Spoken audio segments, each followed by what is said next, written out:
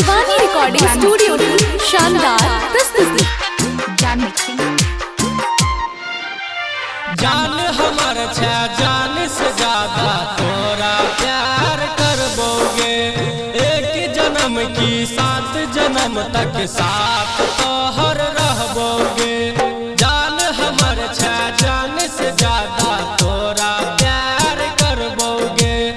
एक जन्म की 7 जन्म तक साथ तोहर रहबोगे। जान तोरा से हम कहे छियौ सच सच गे। जान तोरा से हम कहे छियौ सच सच गे। जान छोड़ नहीं दी है हमर साथ तू गे। जान छोड़ नहीं दी है हमर साथ तू गे।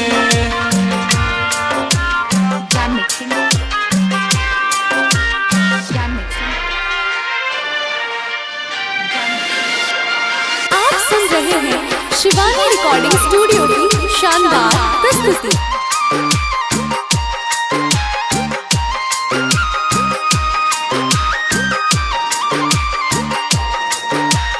घर परिवार के मालूम नहीं छे जान अपन कहानी गे। कोना के भाग्य का शादी करबे हेत बर बदनामी गे। हेत बर बदनामी गे। घर परिवार के मालूम नहीं छे जान अपन कहानी गे।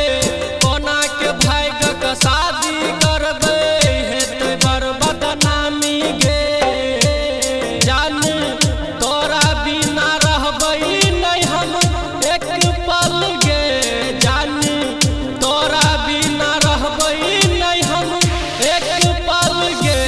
जान छोड़ नहीं दी है हमर साथ तू गे। जान छोड़ नहीं दी है हमर साथ तू गे।